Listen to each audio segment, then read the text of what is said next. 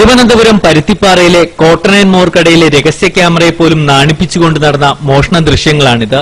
ചെറിയ കടകളാണ് മോഷണത്തിനായി പ്രത്യേകം തിരഞ്ഞെടുക്കുക.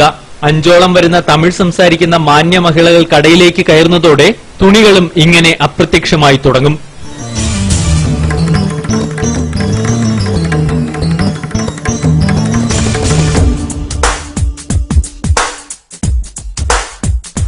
ആവശ്യമുള്ളതായാൽ കടയ്ക്ക് പുറത്ത് കാത്തുനിൽക്കുന്ന കാറിലേക്ക് കൊണ്ടുപോയി നിറയ്ക്കും. പിന്നെയും കടയിലേക്ക്, വീണ്ടും തകൃതിയായി തുണി തിരയൽ. മോഷണം. ഒറ്റക്കടയിൽ നിന്നും 100 കണക്കിന് സെറ്റ് തുണികൾ വരെ നിമിഷങ്ങൾ കൊണ്ട് മറയും.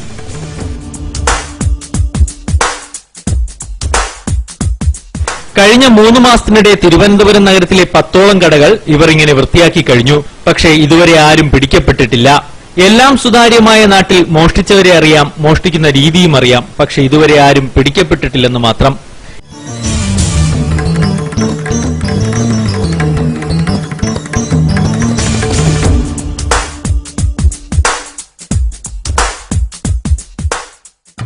എസ് സന്തോഷ്, ജീവൻ ന്യൂസ്, തിരുവനന്തപുരം.